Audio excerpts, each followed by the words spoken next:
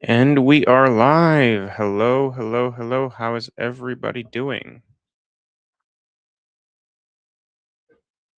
Okay, 1 second. I'm gonna move some windows around. And already we have some. So E just became a member. Thank you for coming on board to Liberty Politics. As did Dana Janusewski. So thank you also for coming on. And Bobo, always reliable with the super chat. Thank you, Bobo.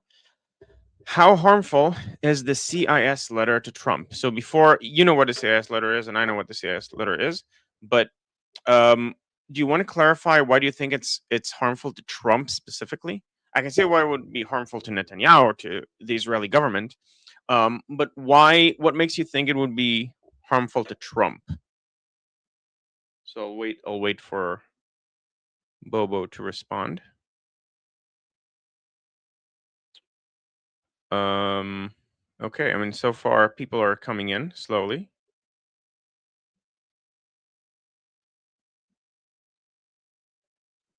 Hello, hello, everyone. We're about to start. I'm going to give it a couple minutes. Okay, and a follow-up question. So we're going to talk about this topic, like properly. Is CIS equal? Does CIS equal Israel's deep state or just old farts?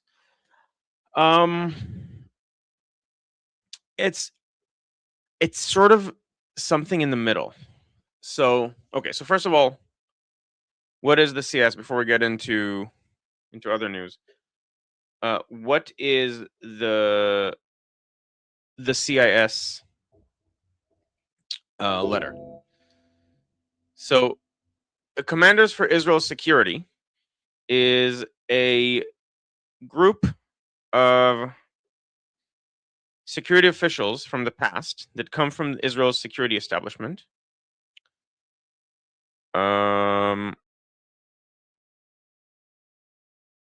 So I'll go to their website. Let's see how they define themselves first.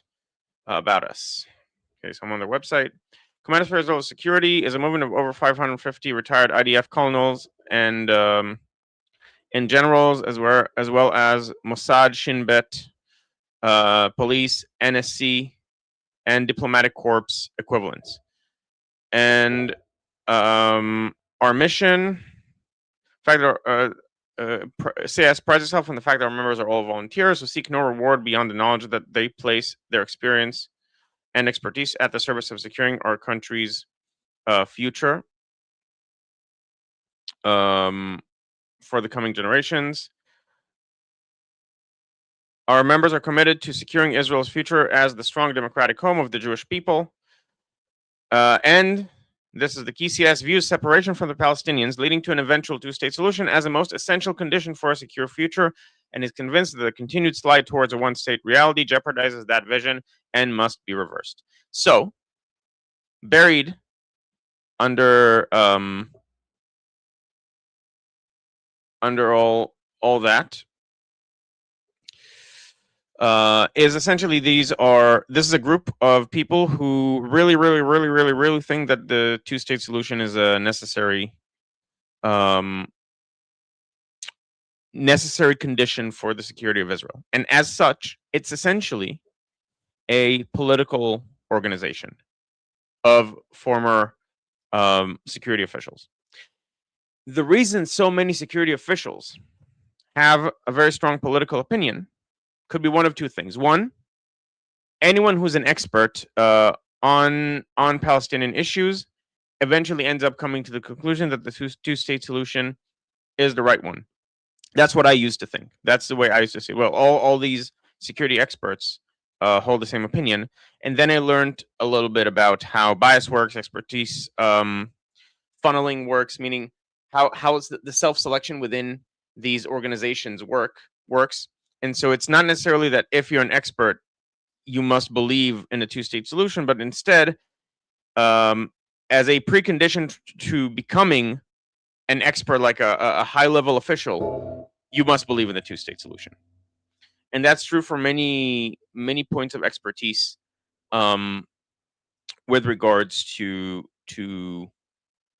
like in general in academia as well. You have very siloed departments, and it also varies by university. So, for example, the psychology department in Hebrew University is very anti-Freudian, and the department in Tel Aviv University is very Freudian, and that just shows you, even if in something that isn't political, but just in terms of like the expertise and the strand among or within a debate, um, that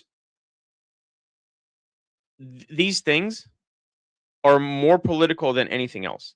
Um, it's not that living in Tel Aviv would make you more likely to think that Freud is correct. It's that these departments and their dynamics, the dynamic systems that underline them, are self-selecting in such a way that make it so so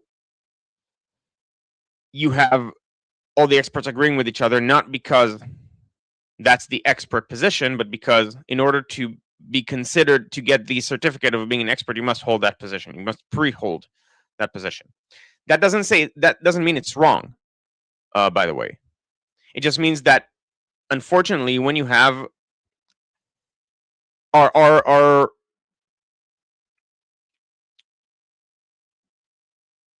our frameworks for expertise, or our institutions that decide expertise, are not doing so reliably. They're doing so in a biased way. It could be the case that it happens to be the right position. It's just that unfortunately, it used to be. It's generally considered good to think that, okay, if most of the experts in a field hold similar positions, that probably means those positions are true. Unfortunately, there are inherent biases within those institutions that make it so you can't trust that. That doesn't make it false. It just makes it not as not as reliable as otherwise it should be.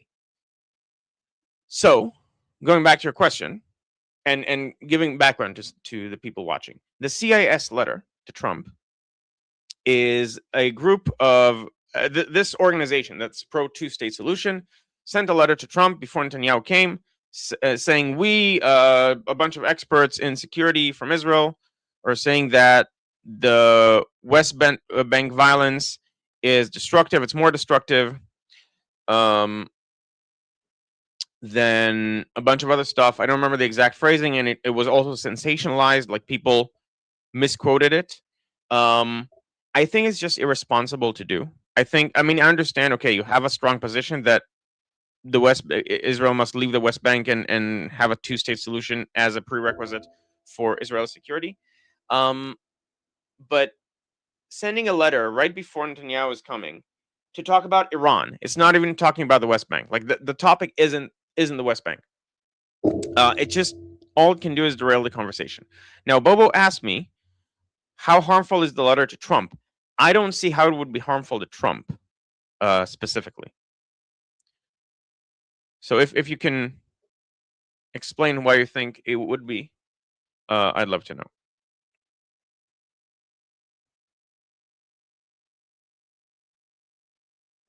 Okay, and Soapbox is saying it is not okay that both things are biased and non-objective. They are not self-contradictory. Care to explain? Also, I'm not sure what this is in response to, so I'd love to hear what you think. Like, explain what you're talking about specifically. Hey, Shauna. Okay, I'll get to Nick in the second half because it's divisive. I think, and I'm not the first person to say this, a bunch of Israelis. Also, I might have a guest coming on, depending on traffic. He's stuck in traffic. I was going to have another very interesting Israeli, like a friend of mine, who also has some research experience and so on.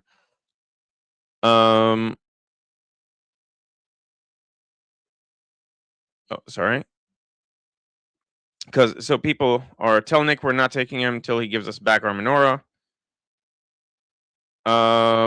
Yeah, so a lot of people don't really want me to talk about Nick. I will briefly, at least, even if not necessarily for, like, maybe some groypers will make their way here. and I have a message for them, essentially. So for those who don't know, if you're watching this for the first time, I'm an Israeli, and I discuss geopolitics from an Israeli perspective. I'm now on Liberty Politics, which is mostly an Iranian-related channel, talking about Iran and the Iranian people and how they can escape tyranny. And I also have my own channel linked in the description for discussing geopolitics from an Israeli perspective. Okay, so first of all, let's get through. Am I a goiper? So it's not goiper, it's groiper. Although goiper, I'm sure someone can make a play on this because of goy, and they love claiming that Jews keep calling people that aren't Jewish goy as a derogative statement, which is only on the fringes. Like any society has fringes that are supremacist,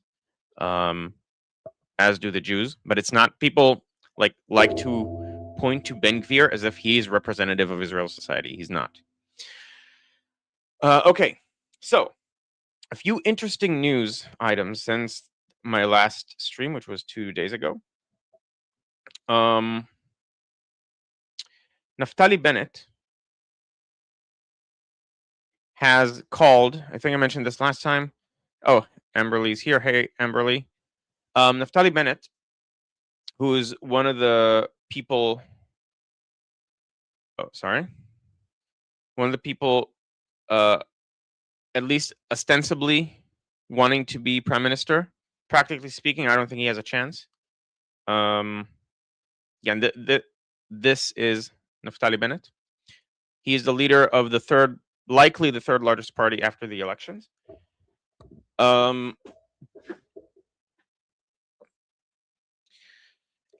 And he started going after Qatar. Now, it's both practically speaking a good idea and also electorally speaking a good idea. This is the first good move I feel he's made electorally. He's essentially saying, in the next government, we will declare Qatar to be an enemy state. This is a cancer metastasizing into the West, including into the prime minister's office in Israel, and that's why it's a good political idea. There is now it's a mountain out of a molehill. Some people that work under Netanyahu in the prime minister's office had some ties indirectly to Qatar to advertise the World Cup when it was there.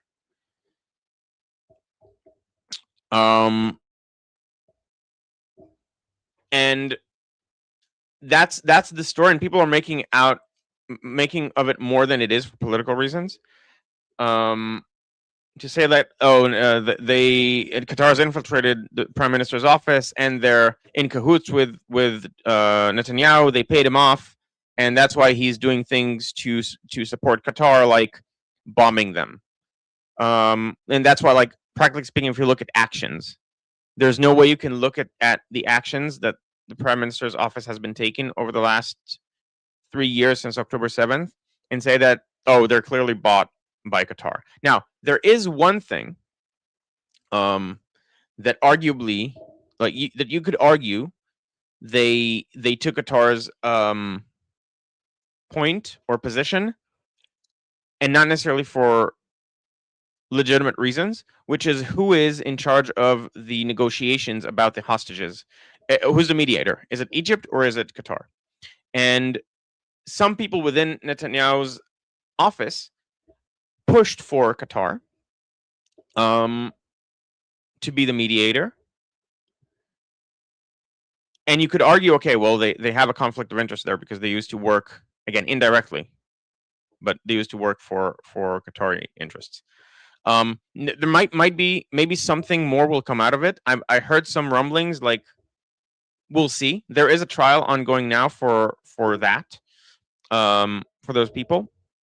So far, I haven't seen like a smoking gun or something that makes me think that it was more than an indirect work for the Qataris through a separate company. And the problem with the idea that the issue is excuse me. The problem with the idea that the choice to go with Qatar was made for illegitimate reasons is that the opposition at the time also very much favored going with Qatar as the mediator. I don't remember anyone saying in real time, "Well, this is weird. Why are we going with Qatar as a mediator as opposed to Egypt?" Um, all of the people that were for the negotiations were also siding with Qatar, or siding with Qatar as the mediator. Okay. Good. So Naftali Bennett is trying to play off of that, and it's both a good idea to do, but also he's trying to then create a contrast between himself and Netanyahu, because Netanyahu is bought by Qatar. I cannot be bought. I cannot be bribed, and we should treat Qatar as an enemy state, and we should expose it as the Islamistic terror funding state that it is, because a lot of its power comes from the soft power that it can invest in Western governments, because it presents itself as peaceful, even though it's one of the most destructive countries in the world to the West.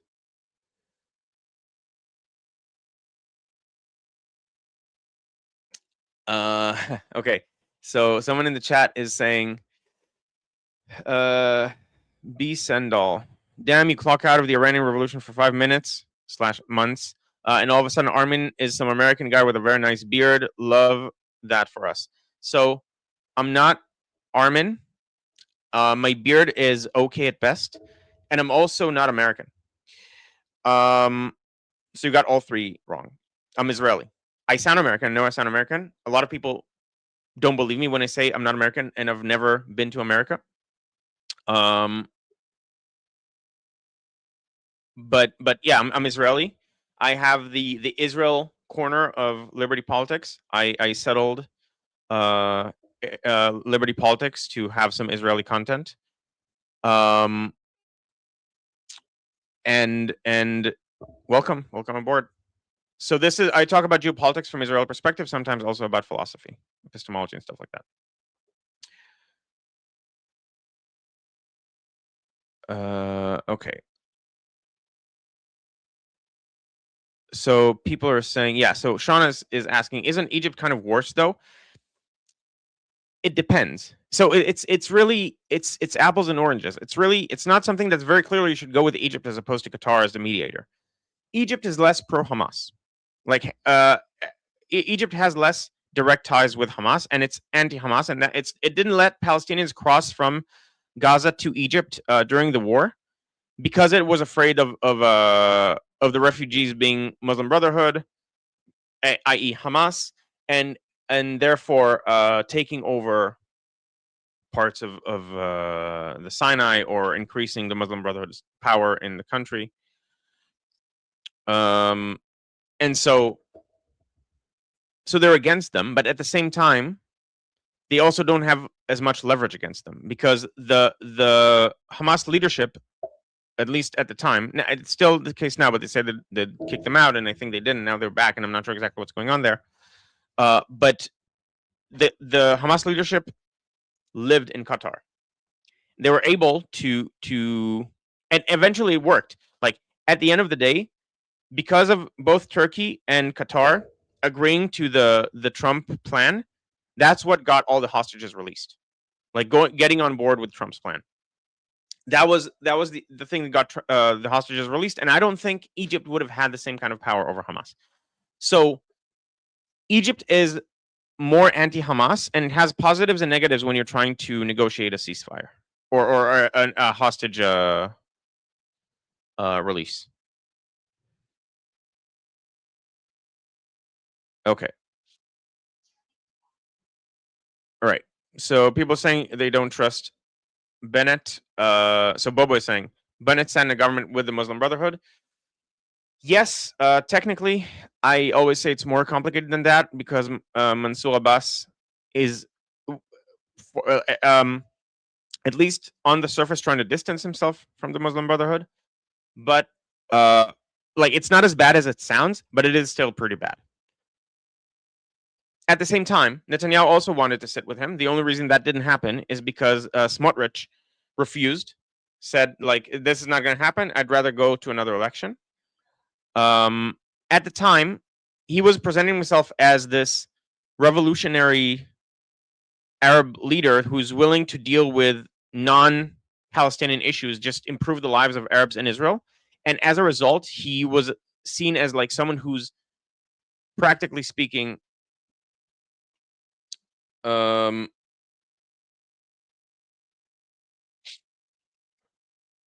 practically speaking, like he was the best chance at the time of making Arab Israelis like the politically something that can be worked with, as opposed to, oh, let's destroy Israel, let's eliminate all the Jews here in some way, which is the different flavors of the same thing is what the Arab parties are suggesting. Some from a secular perspective, make a secular communistic perspective, and some from an overtly nationalistic slash Islamistic perspective. Okay, so Shauna is asking, isn't Egypt more openly racist against Jews as well, though? Although the choices between Turkey and Egypt, both options suck. So you have to distinguish between the people and the leadership. Now, Qatar, the people are basically the leadership. It's a very small country. You have the citizens who are Muslims, and you have a whole bunch of essentially slave labor that are Hindu and Christians and stuff like that. Which, by the way, as a result, when Tucker Carlson says, "Oh, well, Qatar has more Christians, has an increase in Christian population over Israel, or has more Christians in Israel," you have to take into account that those are slave labor that often die working, and they're segregated to their own places. Whereas in Israel, the Christian community is growing, and they're equal citizens. Some of them advocate for Israel, like Yusuf Haddad, um, and they can get to any level of power. You had Supreme Court justices who are Christian in Israel.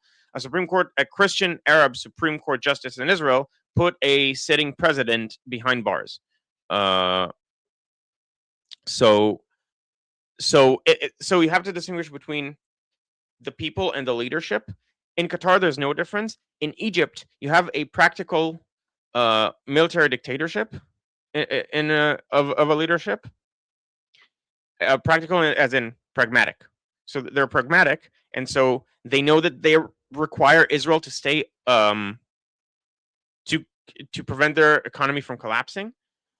And so they're going to play nice, even though the rhetoric is bad. And by the way, I think Israel should demand that the education curriculum in Egypt becomes at least somewhat less Nazi, overtly Nazi, like pro-Hitler, anti-Jewish, thinking Jews are the devil, and so on. But the leadership can be worked with, although they are amassing forces. Some are saying it's to attack us, and we should be prepared for that eventuality. And also, they need, as a result, we're talking to them about going out of the Sinai Desert, which is part of the peace agreement. They can't have forces in the Sinai Desert, or at least up to a certain point. Like they have a cap, and so they need to move their forces out. But overall, right now, they're like, you can sort of talk to them. We signed a gas agreement with them, for example, for several tens of billions of dollars. Amberly is saying Tucker Carlson doesn't care about Christians as much as he cares for Islam. But I don't think he even cares for Islam. I think he cares for Qatar. I think he's bought and paid for by Qatar. But yes, I agree with the sentiment.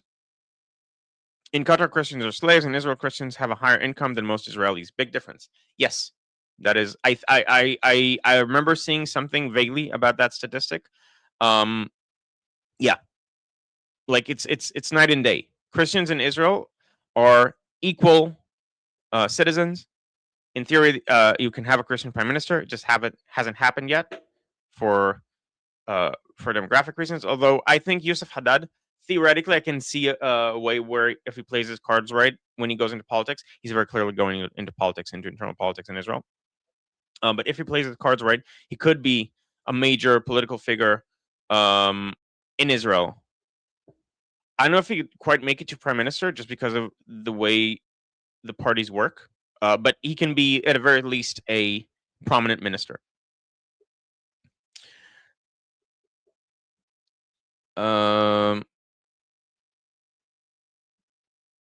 Okay, so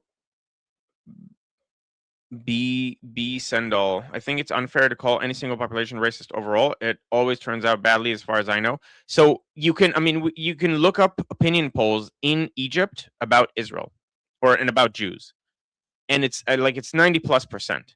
So I'm not saying that there aren't, and I think the Coptics, for example, the Christian Coptics are an exception, but you have to understand also that their education system brainwashes them to blame all of the problems of Egypt, of which there are many, on the Jews. Okay.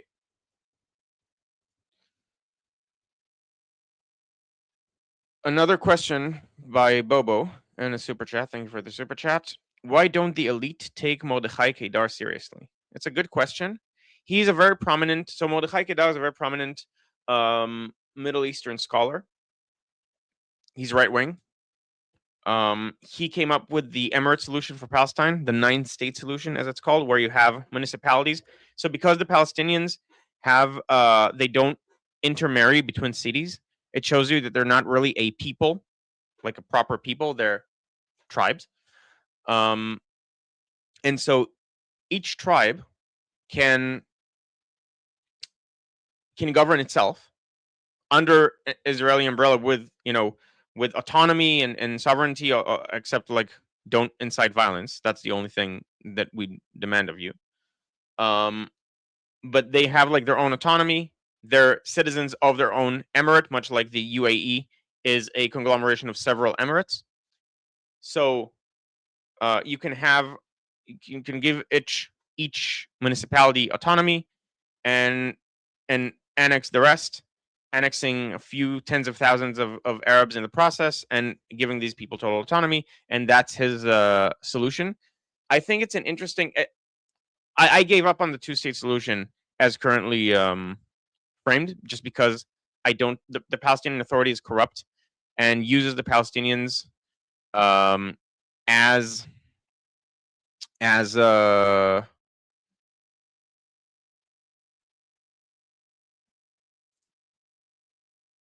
sorry, I lost my train of thought.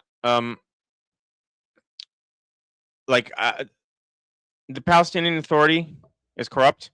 It takes advantage of its population to put money in its coffers. Palestinian liberation is the worst thing that's going to happen to the Palestinian Authority,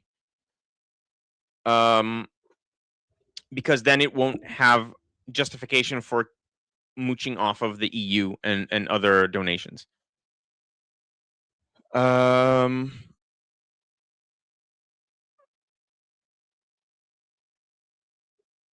Monkey came in. Qatar spent 256 million in the U.S. lobby and around 6 to 7 billion in universities and NGO pro-Hamas anti-capitalistic influence operations. I would sanction them and confiscate 14 billion. I completely 100% agree. Qatar is the most dangerous country to the U.S. right now, in my estimation, or maybe second after China. But China, like, is an enemy, and you're treating China as an enemy. Qatar has connections and the highest levels of government. Julie is saying monkey for president. I agree. The Qatar is everything that Qatar is spending money to paint Israel as. That's basically the issue with Qatar. I'll say that sentence again, then I'll explain it. Qatar is everything that Qatar is spending money to paint Israel as. Israel controls the U.S. government with money. No, Qatar does that. Israel is corrupting Western society through woke ideology. No, Qatar does that. Qatar funds all these universities and NGOs that promote its agenda. Now, unfortunately, Jews are the victims of that, because Jews are disproportionately parts of the elite. And when we get to talk about Fuentes, we'll see why that might be. Two theories and why he might be changing his mind. He's saying it in jest, but he always says everything he says in jest. I think there's something true underneath the jokes. We'll talk about that later.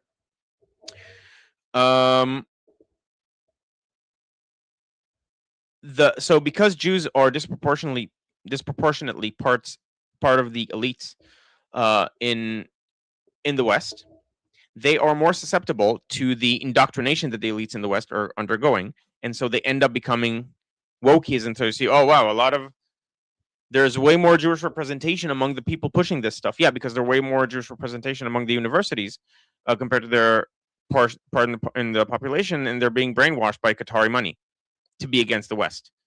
The source is Qatar. You take care of Qatar, those Jews will no longer be anti-West. But it's not about Jewish identity as such.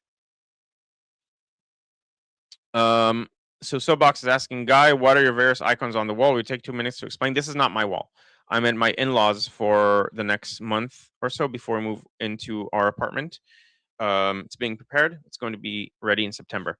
So now this is a temporary situation, which is also why I don't have flags, and I'm going to have a proper setup for the office that will look more presentable. This is just the guest room in my in-laws apartment, so I can ask my father-in-law what all of this means. It's generally a bunch of theater stuff, like posters for shows. Kevin Shaw, thank you for the super chat. Shalom from a Roman Catholic Jew lover. Shalom, Kevin. Thank you for being here. Okay, now on to the rest of the news. Yeah, okay, so Sean is saying ex-Mormons are the same, and it's the same reason.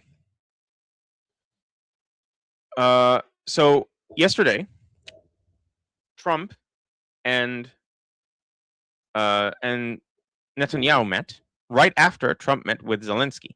So Trump met with Zelensky at 9:30 a.m. They sat there for an hour and a half, and then at 11 a.m., Trump met Netanyahu. I don't think this is a coincidence, especially since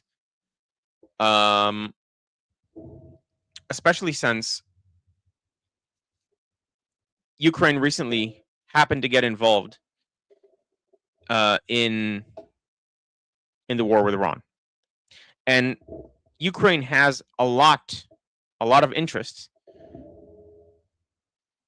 in the fall of the regime of the Islamic Republic. And last month, His Royal Highness King Reza Pahlavi was also in Odessa, and presumably he was there. He in a conference. He gave an interview and a speech, but presumably that's not all he did there. And presumably, Ukraine is involved in arming the Iranian people with drones. We don't know this for sure, but this is like reading between the lines.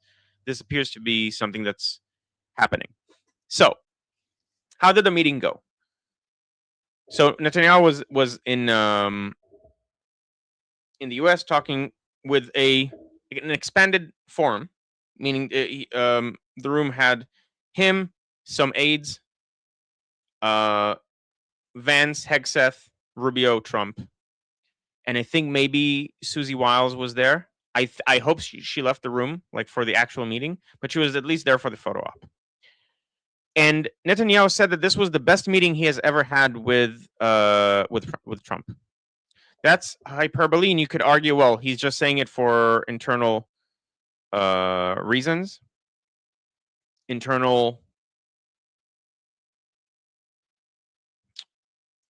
like political reasons, like, oh, he's trying to show that he's still besties with the president. I don't think that's the case. I think his relationship with Trump is no longer a political asset since the MOU. People have soured, like the public in Israel have soured on Trump somewhat.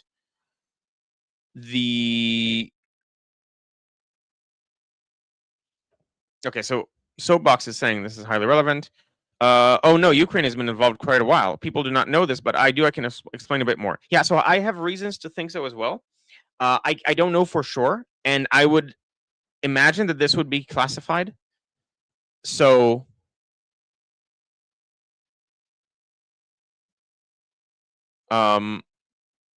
So like I can't say for sure. I assume, I have reasons to assume, and I know they might be the same reasons as you. I have reasons to assume. Oh, okay. We have this unclassified now. Okay, so feel free to share in the chat. But yeah, so they're involved. Basically, they're most likely involved. Okay, good question from Shauna. Before I continue, do the Israelis blame Trump or Vance more for the crap MOU?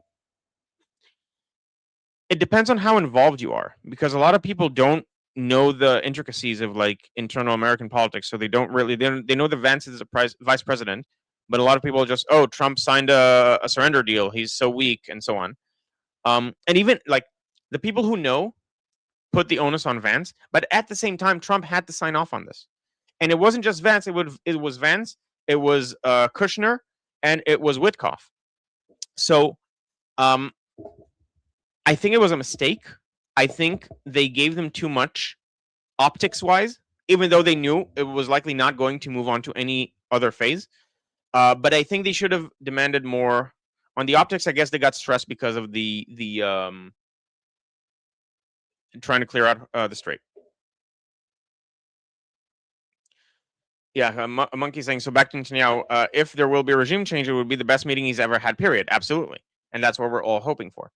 And Chuck E. Cheese 5251 is saying, if Russia does collapse or surrender, Ukraine is going to have a lot of excess drones with many bored drone operators. I think it's a good problem to have, and they already started selling those. So even this problem is solvable. The optics at Amulin's funeral were epic. Yeah, so Netanyahu talked to Hegseth and Rubio in the funeral. He talked to. He also had a small conversation with Zelensky. Although again, presumably Zelensky was also involved, even if not directly, in like he was part of the conversation between Trump and Netanyahu, presumably. At the very least, by sending the message that we're on board, or sending the message that we're not on board, or whatever. All right. By the way, Russia is collapsing. Like Putin is going to be assassinated by Russians before he'll be able to conquer Kiev. We might be seeing the end of the Russian Federation under Putin. Like this war might have been the death knell of Putin's regime, which would be great. I don't know what comes after him, but Putin is also a destructive force for the West. Now, we don't know what happened. We know that Netanyahu met with Trump and so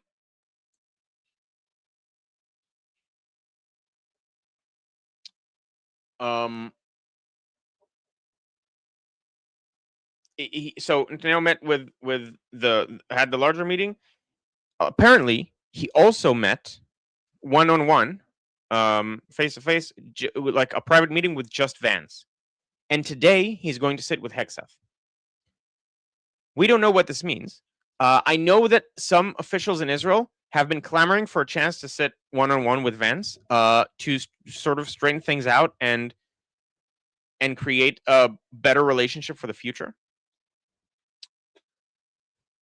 Now, meanwhile, the regime in Iran is trying to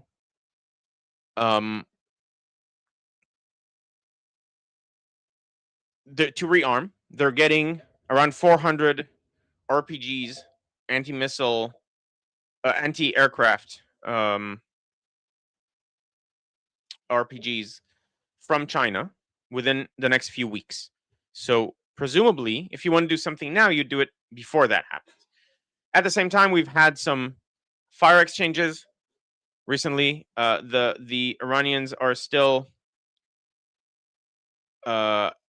striking. Let me see if I can find the news article. Brent is now up to $90.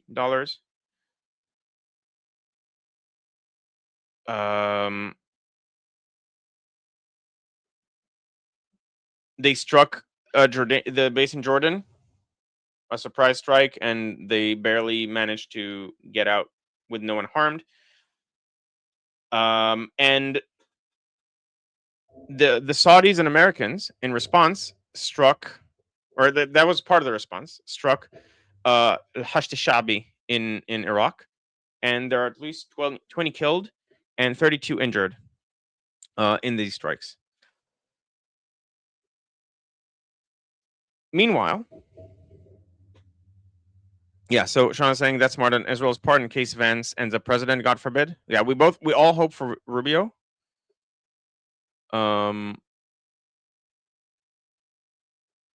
But we absolutely should prepare for the eventuality that Vance is the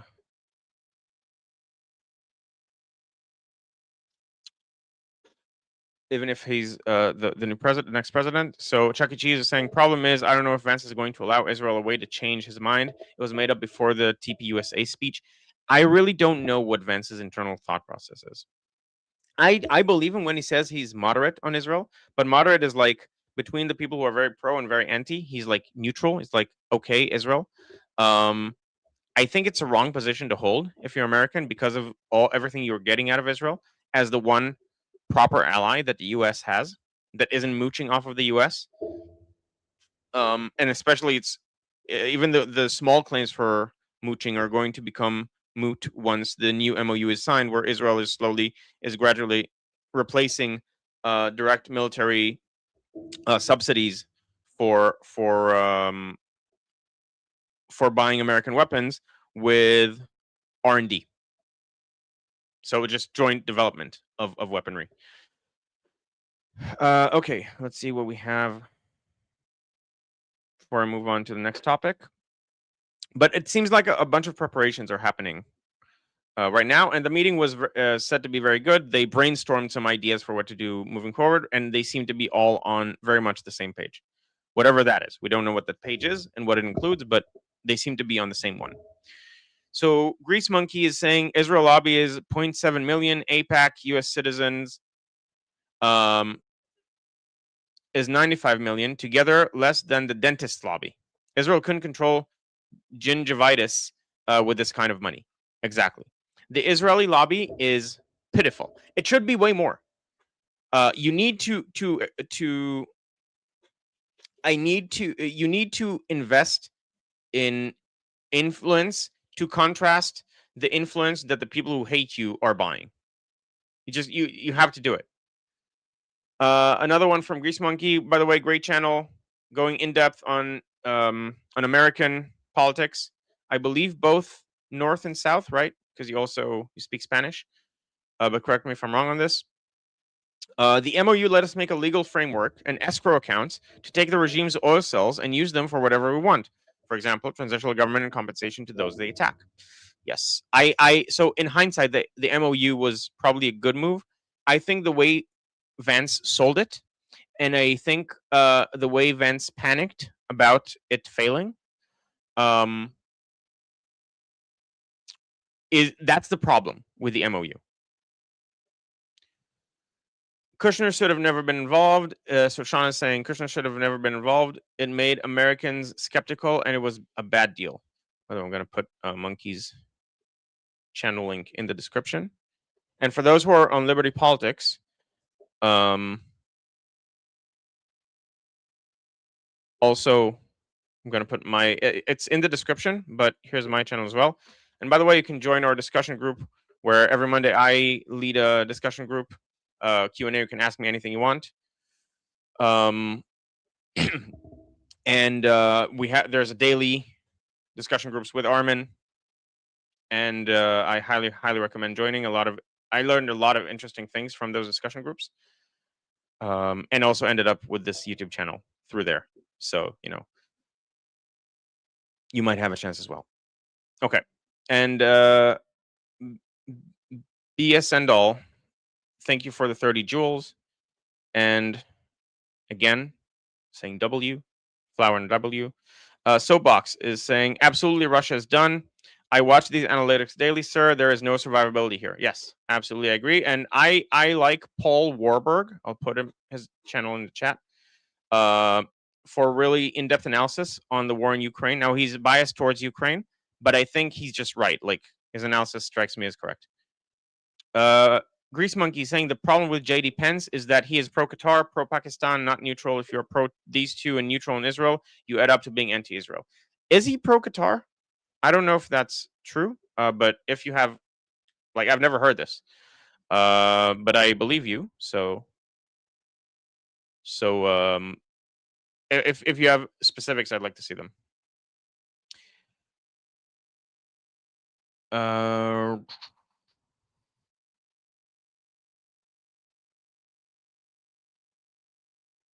Yeah. So Kevin is saying the monkey is actually Grease Monkey. He's based with facts. He has his own live stream on at 9 p.m. Eastern time. Looking at 776 subs. Yes, unfortunately, Grease Monkey has surpassed me in the number of subs, but we don't talk about that. Instead, what we do is we go to Gailando IL, this channel, and subscribe so I can pass Monkey.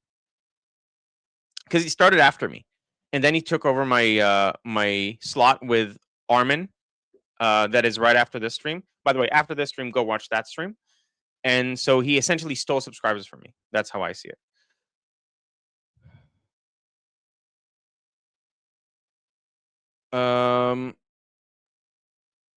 Finally, you put your own channel out. Glad to sub to you, King.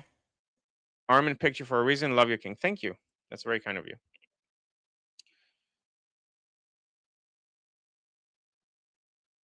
All right. And like the stream, everyone, he is accepting of their mediation and counsel.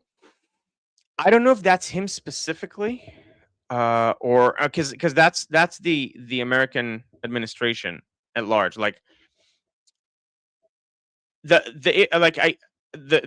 bigger issue is his connection to Trita Parsi. He seems to have some pro IRGC connections that are like I'd be more worried about that. I haven't seen explicitly something to do with Qatari influence on a large scale. He has had some Qatari influence specifically with the MOU, but I don't know if that's something that will live on past this war.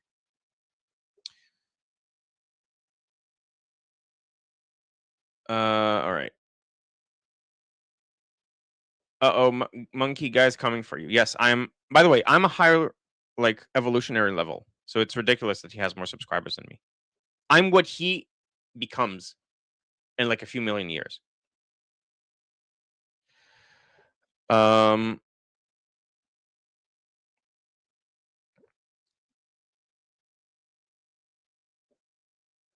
Okay, so Alexi, or Alex, sorry, Alex DiMaria is saying Rubio can't hold the Trump coalition together. The Trump coalition is broader than just the Republican voters. Trump needed to pull off some traditionally Dem voting groups. I think Rubio would be able to keep the coalition together. I disagree with this, and I think Rubio is more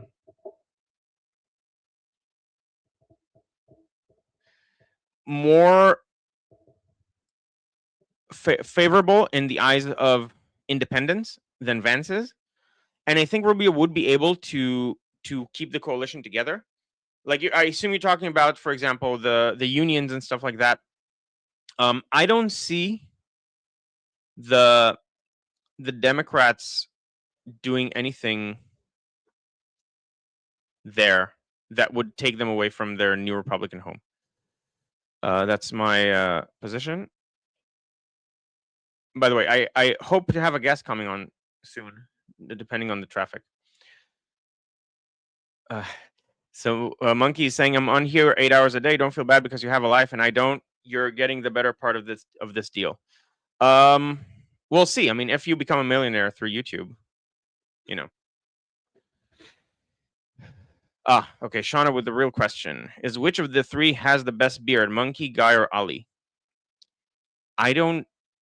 Monkey's beard is a bit frazzled, and also like it's clear here because he's a monkey. It looks like huge sideburns. Let's see if I can see in the bottom. It's just sideburns. It's not a beard. So it's between me and Ali.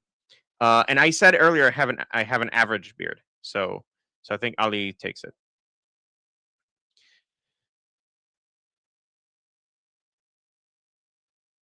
Okay.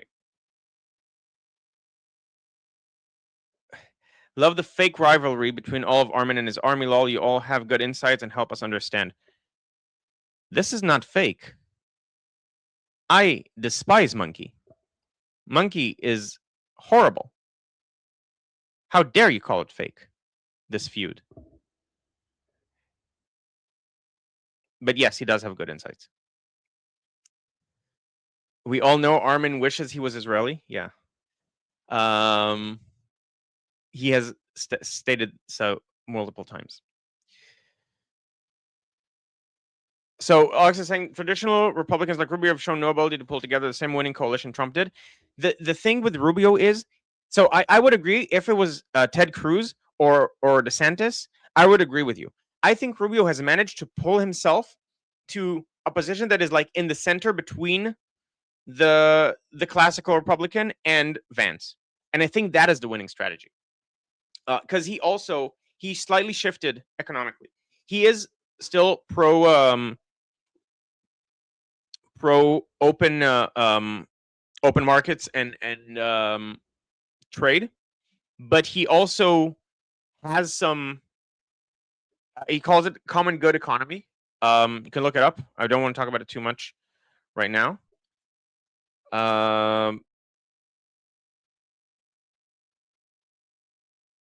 Yeah, so Chuck E. Cheese is saying, yeah, Trump got the traditional liberals. Vance is going for the socialist far left, which is not Trump's coalition. No, I disagree. Trump's coalition does also have Rust Belt and other such people, like the flyover states used to be Democrats, and especially the union workers, and Trump got them with populism.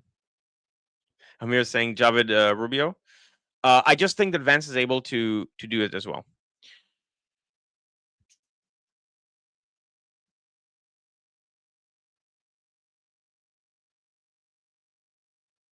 Yeah, so okay, so Chuck E. Cheese is saying the reason the unions flipped is because they were like 70% of the rank and file members, because 75% of their rank of the rank and file members were Trump voters, and I think that's true because, like, I don't think the economy is. I don't think Rubio is going to send those people away. Like, he's not going to push them away. I think he's very adept, and very well liked from what I've been able to gather. Some people might like Vance more, but they don't hate Rubio. There are people who like Rubio that hate Vance. Vance is alienating part of the coalition. That's the problem. Rubio being Hispanic doesn't make him more electable among Hispanic voters. I think he's electable among Hispanic voters, not regardless of his being Hispanic. I think it's a bonus. I do think it's a bonus. I think it's unlikely. Like, you would have to convince me that it doesn't play any role. But especially like his policies seem to mesh with what the Hispanics want, regardless. Okay, Sean is saying there's a couple of swing districts in my area where Vance is favorable, but I think Rubio could steal them. Okay, so on to the Russia-Ukraine war. Ukraine has been striking the Wildberries facilities in Russia over the last few weeks. Wildberries is like the Russian Amazon. They are. I'll quickly go through this. The reason they're going after them is because Russia is trying to. Russia is using it to. So they're trying to enlist a whole bunch, like hundreds of thousands of people, because they're losing. And by the way, it's hard for them to get the forces.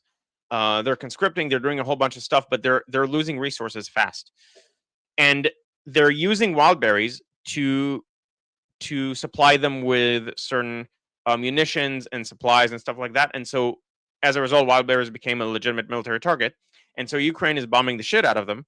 And this is also hurting. The war has come to the front line where regular Russians are feeling it.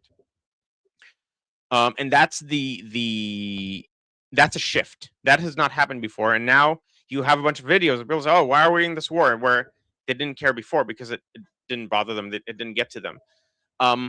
This is a major escalation in terms of the pressure on Putin to essentially surrender. He's not going to, because if he surrenders, he's going to be murdered.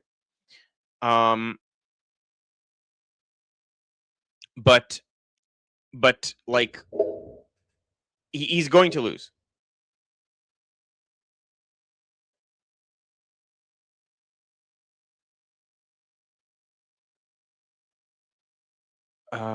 Okay. Looking through, there's a lot of comments today. A lot to go through.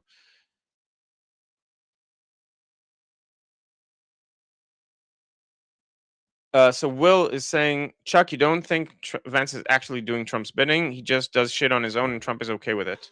I disagree. I don't think this is.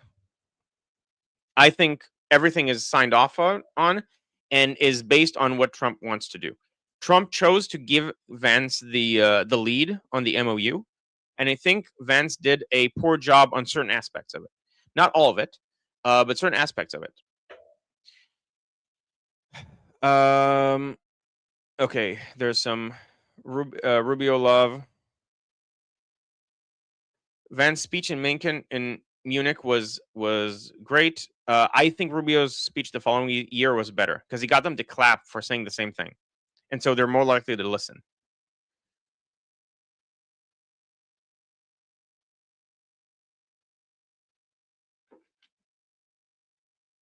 Yeah. Okay. So Will Nell, I think, is representing a lot of Trump voters. I've seen this sentiment in many places. I mean, I didn't like Rubio before he got the Secretary of State job. I seen him as a wishy-washy rhino, but being Secretary of State, he sure did shine. Yeah, so I think he's growing on a lot of MAGA, and he already has the traditional Republicans in the bag. So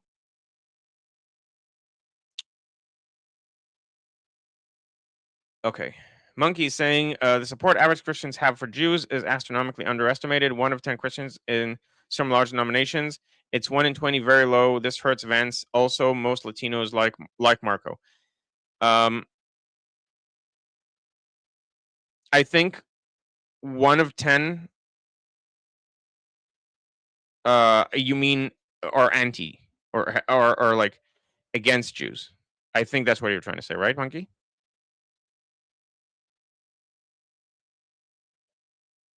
Uh,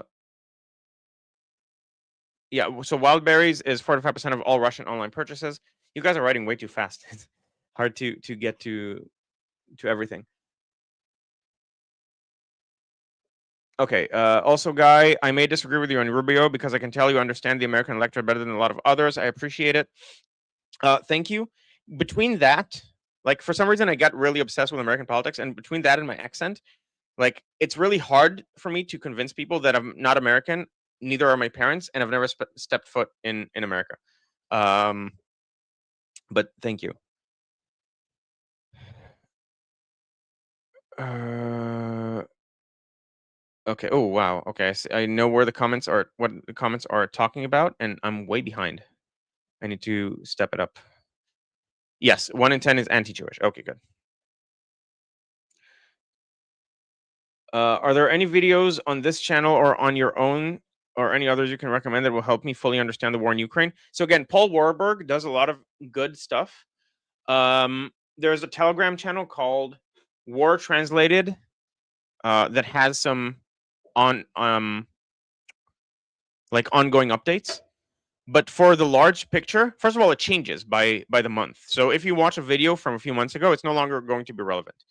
But the gist of it is Ukraine is on pace to win the war decisively, and the Russian economy is coalesced around the war, and it's failing.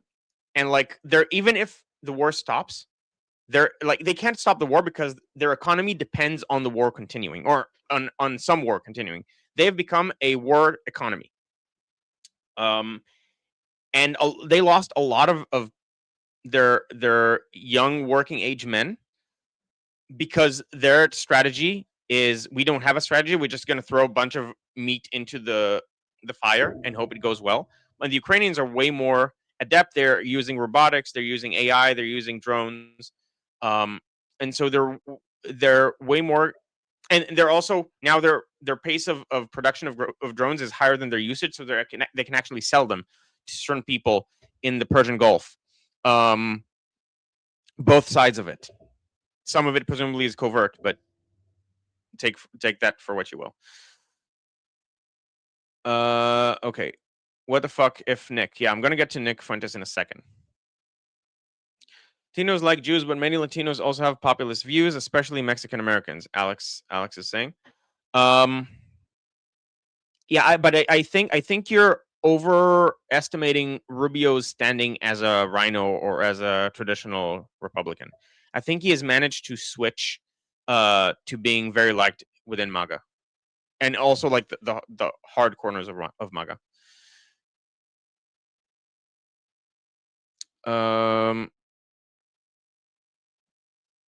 Okay. So Trump just said. So okay, a few other quick news, and then I'll go into the Fuentes thing. U.S. just signed a new collaboration agreement with the UAE regards to military usage AI. That's very good considering where the UAE is going. There are claims that the U.S. attacked today in Iran. The U.S. is denying it, but someone apparently attacked in Iran. It was in western Azerbaijan and the northwest. Western Azerbaijan, the district within Iran. It's in the northwest of Iran. Trump said to Fox News, the militias that are being supported by Iran in Iraq are a cancer on the world. I'm strongly considering publishing further alerts regarding. So this is translated to Hebrew, and I'm translating it back to English. So this is not verbatim. Iran's proxies. My meeting with Netanyahu was excellent. We'll let the Iranians keep talking. I think that's the exact quote. It's not we're going to keep talking with the Iranians. It's we're going to let them keep talking. And the U.S. is going to strike Iran in response to the surprise attack that they conducted tonight against the American forces in Jordan. This was a surprise attack. The American forces only had minutes to intercept the missiles. Okay. And he also the White House also posted a picture saying "Finish this fight" with Trump with like no, sorry, wrong. In the wrong window. Okay. Very scary. But just we can't take this seriously because he's done this many times already and then went into ceasefires and so on. Okay. So now let's talk about the moment. Let's get to the moment some of you have been waiting for and some of you have not. One Nicholas, I think it's J. Fuentes. Recently,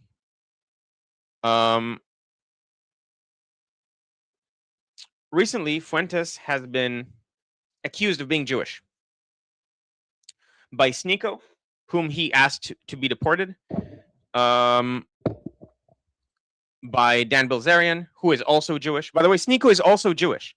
All of the Dave Smith is Jewish. All of the prominent anti-Semites, as Nick is very eloquently going to put in the couple of clips we're going to watch now,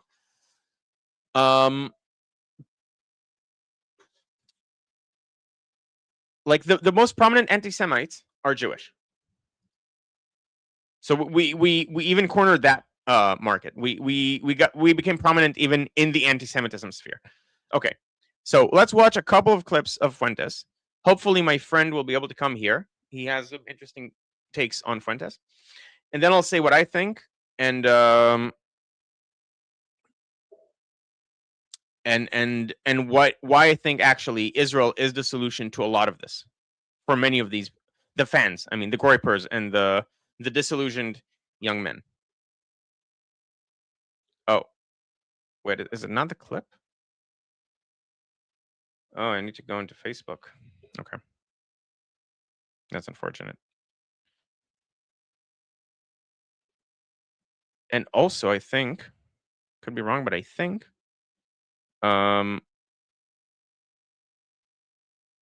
my share doesn't include audio. So that's also bad. We want the audio. Yes, it did not include the audio. Okay. So I'm sorry I'm subjecting you to NICK FUENTES, but this is important for a larger point I want to make.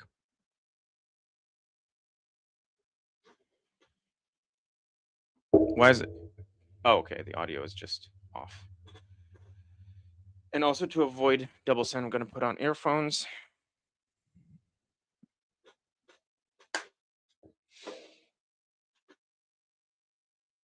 Okay. There.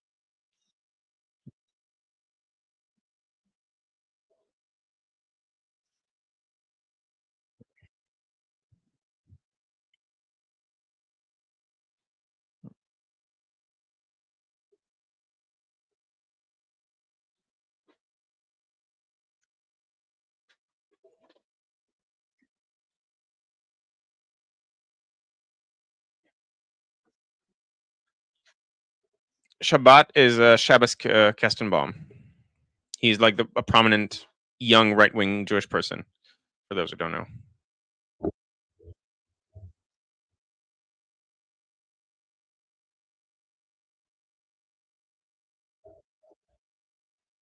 Oh, no sound? Oh, no. Wait, what? But I specifically, explicitly shared the sound. Oh, that's gonna... If I can't play the sound, that's gonna ruin a lot of what I had had planned for today. Yeah, people are saying no audio. Sorry, I missed I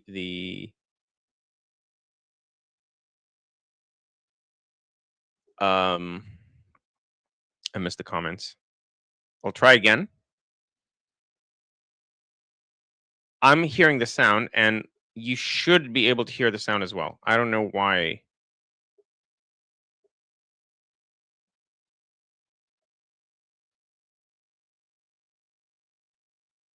Guy, look down. Yeah, I mean, it's not... I'm not actually looking, so it's on a separate screen. I know the comments are like here, but I'm actually looking elsewhere.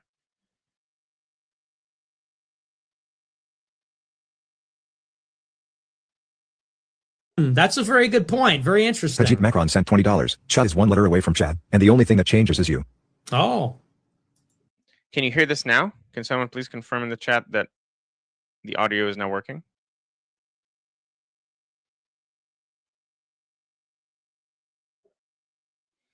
We hear well. Okay. Fuentes is a Sephardic Jewish last name, sent $20. And maybe, oh, I'm so... Yahweh, Hashem, please. Hashem. Hashem, please, please, I hope it's true. Please save me from these goyim. Can I join the club? Please wrap me up like I'm leftovers. Put the cube on my head. Hashem, please tell me it's true. I am not one of these. Oh man, I can't wait. Me and Shapiro. I skipped. He said I'm not one of these N-word. I assume that's going to get the stream demonetized. He's talking about the stupid anti-Semites, like everyone but him in the movement, in the anti-Semitic movement. Me and Shapiro and Joe Lonsdale at Shabbat is going to go crazy, man. I cannot wait.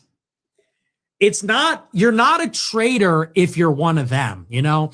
If you see me wearing the tiny hat, it's not treachery if I'm just taking my own side. Hashem, if you can hear me, please open the path. So the people are asking, why is he saying Hashem? He has a very caricaturized view of what Judaism is, but he also read a lot about it. So it's a weird place of being like almost well informed about it. It just from a religious perspective, he has to paint everything in Judaism in a negative light, and so he takes some things that are true and then distorts them to make them sound bad. Yeah. So Hashem just means the name. Hashem is what Jews call God when you don't want to say the explicit name, the name that has Yud, Hey, and then Vav, and then Hey.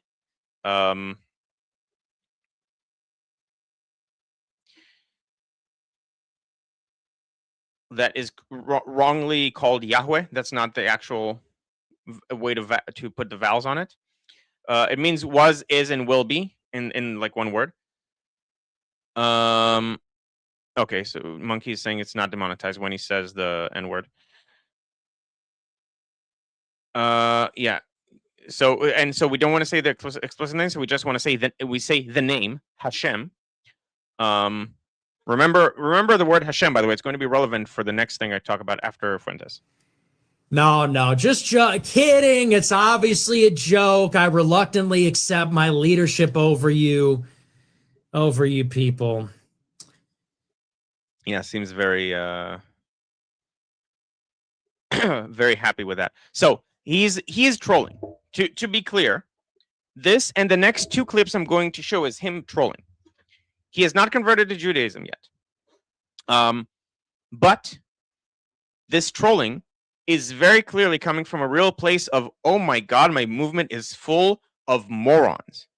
He is the only non-moron there. And if he did not have a religious dedication to being supersessionist, meaning that the Jewish people are inherently evil or bad or wrong, like God abandoned them, he would probably be pro-Israel at this point already. And I think he might still get there at some point. Yeah, I know. Yeah. We're goyim. It's great. I love being a goy. So again, that's the meme that all Jews think of goys as lesser because we're the chosen people and so on. The chosen people is chosen like a hall monitor is chosen. We're chosen in the sense that we have a role to play in the world. It's not a hall monitor isn't better than the rest of the class. And goy just means people. No, it's great. I love being a goy. It's the best. I hate being goyish. It's awesome. Fuentes is a Sephardic Jewish last name sent $20. I believe that when it comes to October 7th and the traditional perspective rabbinic Jews will have of it is that they didn't get Nick to do a striptease with his kosher pecker out to the big Yahoo. Oh, come on. Why? Just Bryce why said with $20. this? Are we getting? Yeah, okay. Yeah, so by the way, this I don't like. This is a pro-Jewish channel, and I don't like this kind of clickbait. And I know it's funny because I use clickbait to get you all here. But I pull you in with a clickbait, so you fall into the trap of hearing nuanced takes. You thought I were going to get clickbait, but I was going to say it was me, Dio. But you ended up getting nuance. Sorry, his kosher what? Kosher pecker. Dick. Penis.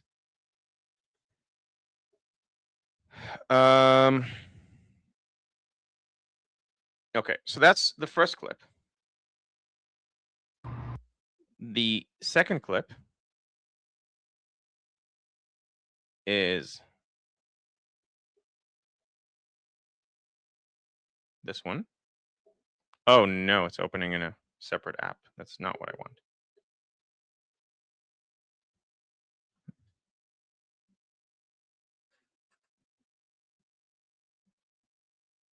Actually Sephardic Jew? You didn't deny it earlier in the week. You just said that Dan's dad was Jewish. Conversation. Okay, so by the way, this came about because Nico accused him of being Jewish and telling him that his 23andMe test came back as Jewish, and that he uploaded a photoshopped version. I don't know that that's wrong, because if I look at Nick Fuentes, I see a Jewish person physically, he very much reminds me of Ben Shapiro.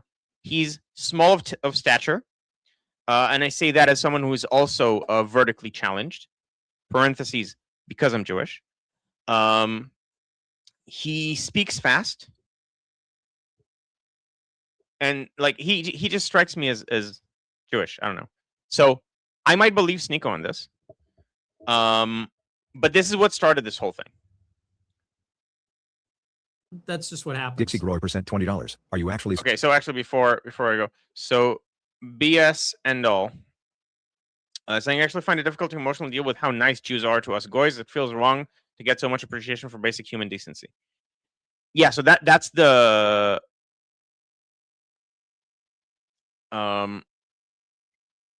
Fuentes' Spanish Jewish name is precisely what they're saying about him. That's the accusation. It's not exclusively a Spanish Jewish name. It's a Spanish name that also Jews have. I think the same goes for like Goldberg and stuff like that. These are German last names, and a lot of Jews have them. And the Germans who immigrated to the U.S. were Jewish, and so German last names strike you as Jewish. Sephardic Jew? You didn't deny it earlier in the week. You just said that Dan's dad was Jewish as well. I wish. I wish it were true. I wish it were true. Is there any way to track that? I got to talk to a Jew. Can somebody put me in touch? I would like to find out. People have been accusing me of that for so long. Because honestly, it would give a lot of credence to my theory that most people have no souls.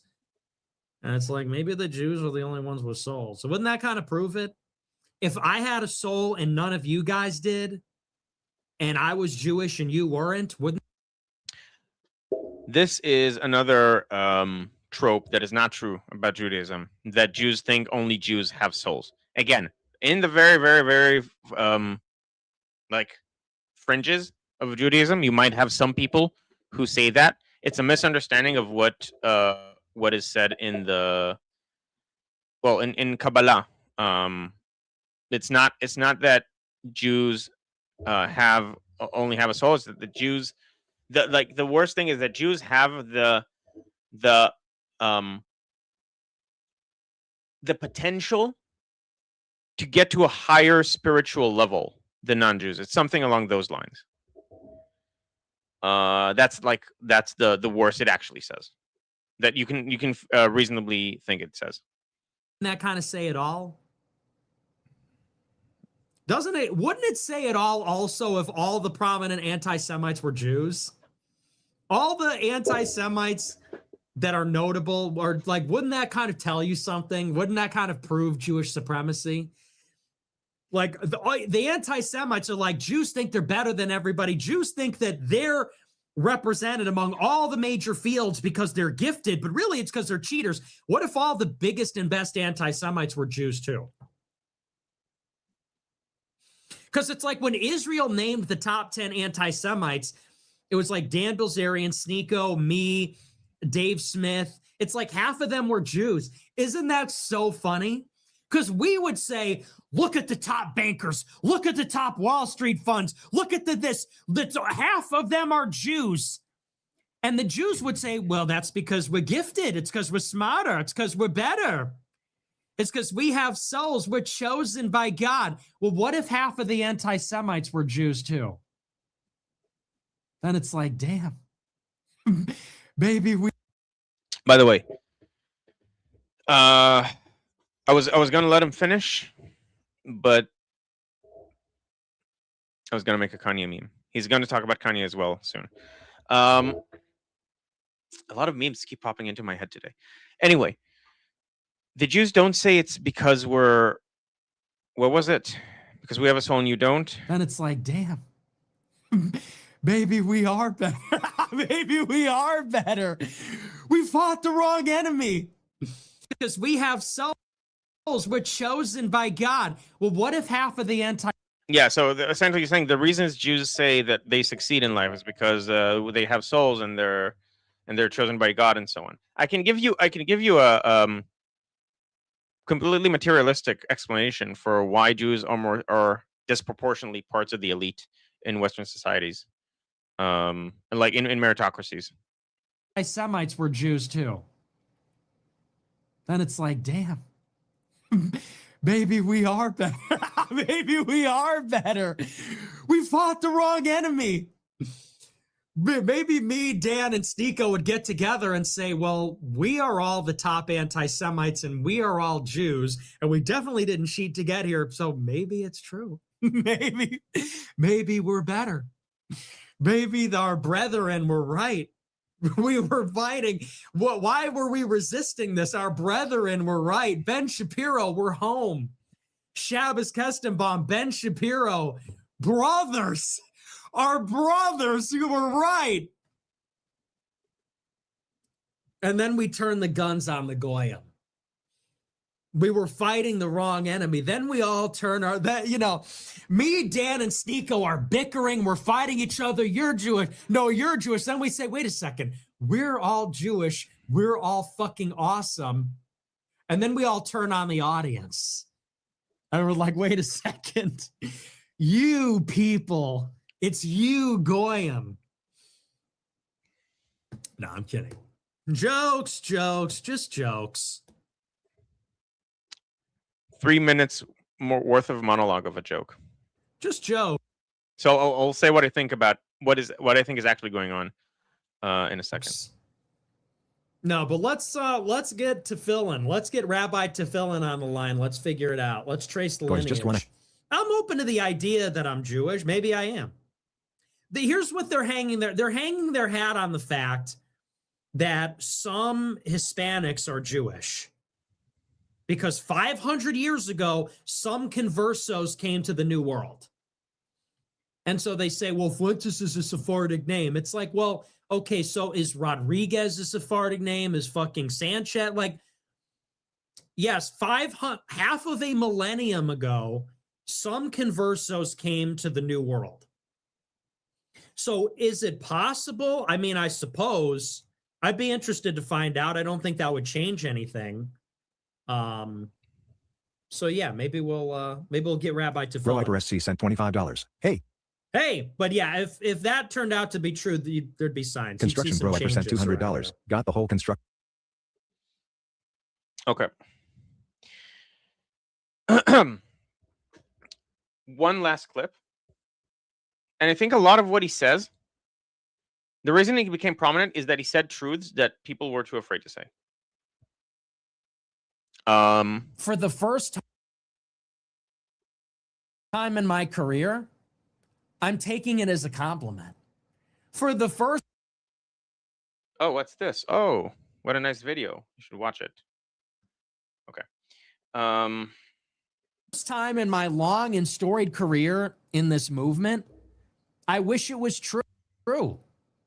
People are saying, you're Jewish, and I'm like, you know what? I sort of wish I was. I wish I could claim that at this point. I don't want to be like you niggas anymore. Listen, if the movement is Stu Peters, who's like a drunk, and it's Dan Kazarian, who is this manlit, fake poker player, Instagram celebrity has-been, and it's Dr. Jang and Sneeko, and who else? It's like, if that's the anti-Semitic movement, then like, Hashem, make me Jewish. Like, Hashem, make me Jewish. Please let me join you. I'm sorry. I was just kidding. No, it's true. We were just jealous. We want to be like you. It's like, if that's the movement, then we're cooked. Look at the Jews roster. The Jews have Larry Ellison, and the Jews have George Soros, and they got Adam. By the way, it goes to show, like, this is very conspiracy minded, because George Soros and Larry Ellison agree on almost nothing. The meme is, between two Jews there are three opinions, because Jews don't agree on anything. So you have prominent Jews in many places, but you don't, like, it's not a monolith. Just like Christianity is not a monolith, Judaism even more so is not a monolith, because Judaism doesn't have a dogma. Famously, Judaism doesn't have a dogma. The whole point of the Talmud that they keep quoting things from is to be a book of debates that often don't have like a bottom line, but you're like left with, here's this person said this and this person said this, and that's the point. That's the thing. It's a debate. So the whole idea of Judaism is to constantly evolve and change. And so it's doubly wrong to quote a book from 2,000 years ago as showing what Jews believe, because it's not like Catholic Christianity where you have a dogma. It's doubly wrong because one, things keep evolving, and two, even what it says there is not Judaism thinks this is correct, but rather one rabbi within a debate said something that you might consider to be disagreeable, and most of the time, even that is taken out of context. Like most of the time, they take a quote that's out of context, where the context completely inverts the point that is being made, and they say, this is what Jews believe. One, that wasn't what was actually said on the page. Two, even if it was, which it wasn't, it was 2,000 years ago, and Judaism, because it doesn't have a dogma, keeps evolving. And three, even if that wasn't true, that was just one part of the debate in the Talmud. Yeah, so RG Rappaport is saying, this is so true, guy, about the Talmud. Yeah, that's what the Talmud is. Yeah, it's like criticizing modern day debate because a Muslim debater once said that child marriage is okay in a debate. Exactly. You can't criticize the framework. This is a very good analogy. You can't criticize the framework at which a debate occurs for one person in a debate saying something outrageous.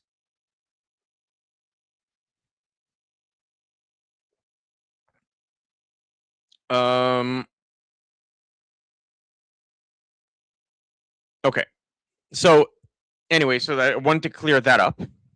Handler. These people don't fuck around. They got Jack Black. They got Benjamin Netanyahu. They got some heavy hitters. And even on their bench are the goy. They also have the top goys too. They got Donald Trump, Elon Musk. They made Ye apologize. Like, their deck is stacked. The bench is stacked. And then you look at the anti-Semites, and who do we got? Stu Peters, who like crashed his four-wheeler drunk and then got arrested. And you got Ian Carroll. Okay, enough said. And you got Sneak. He absolutely hates Ian Carroll. Ian Carroll is Candace Owens' lackey, who keeps saying that the Jews killed Charlie Kirk, and there's this conspiracy. And then whenever he's proven wrong, he just, this even proves my point further. And NICK FUENTES called him out exactly on that. Like, if anything that happens proves your theory, then you're not interested in the facts. And the fact that NICK FUENTES said this made me appreciate NICK FUENTES somewhat. I think, unfortunately, he has some theologically motivated positions that are just wrong. And I think if he got over that, he could be a very strong force for good. Nico and Dan Kazarian, Dan Bilzerian, he joined the fray. Now he's an anti-Semite. Jake Shields, who legitimately has brain damage, like punch drunk brain damage. It's like the lineup is a joke, you guys. It's like Lollapalooza for retards. Like, you're announcing the lineup of anti-Semites, and it's like, please, I can't take any more. Stop. We don't want any more anti-Semites. Imagine you go back in time like 4 years.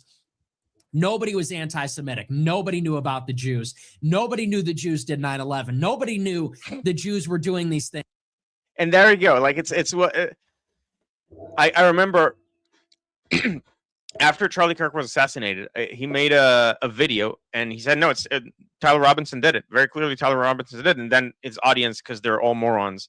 I mean, okay, they're not all morons, but they all need something. I'm gonna talk about that next. Like, so this is leading somewhere. This is not a let's talk about Fuentes video. This is actually, there's a point I want to get to. but like certain people in his audience, like, oh, you're Mossad then. Nick Fuentes, the famous Mossad agent. He is very much a force for Jews, absolutely.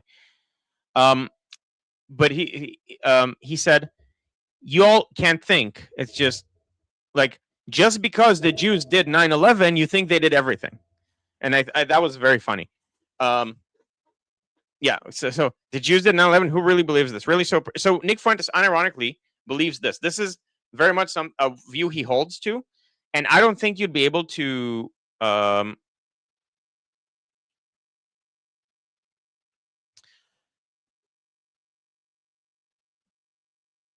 yeah, okay, so real quickly, the Talmud is also records of the opinions and interpretations of thousands of rabbis and doesn't represent Judaism in a singular fixed way, because Judaism doesn't have a singular fixed way. Famously, that is one of the points of Judaism. You don't have a dogma, you don't have a doctrine. You have you have the rules that are written in the Torah, and then you have debates about those rules and how they apply to different things in different contexts.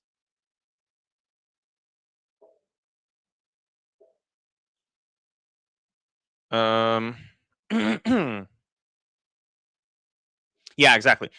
That's something so many people get wrong. It's nothing like, say, the Quran or the Hadith, which is the single consolidated source of truth for Muslims. Yeah, so the dancing Jews. So this has been thoroughly debunked. I'm not going to go into it right now. So there apparently was an Israeli operation to find some Hamas operatives in New York at the same time. And they happened to see it, and so they documented it. And then they went on Israeli TV, because if you're going to do 9/11, you know what you're going to do. You're going to go on live TV in Israel and essentially admit it, right? That's how Mossad operates. Because they're very, very smart. Except, they didn't expect me to watch their live TV. And said that, like, someone asked them, what were you doing there? Because they were arrested and then released when they found out that they had nothing to do with it and they were there for another reason. And so he's the interviewer asked, "Ma asitem sham?" And then he said, "Ti'adnu et ha'irua." Now, Israel time phrases are not the same as English, so you can translate "Ti'adnu et ha'irua" as we were there to document the events, or we just happened to document the events. Like, we documented the events. What were we doing there on the roof? We documented the event, meaning we happened to see it, and we took out a camera and we took a picture. It's not that they just went on live TV and said, yeah, we were there. We were sent there to document the fall of the Twin Towers, just so all of you people in Israel know. It's so stupid. I don't know if this is the reason Fuentes believes this, but the arguments are just so dumb. And who did 9/11? The people who claimed they did 9/11. There were people who admitted to doing 9/11. How about starting with those people?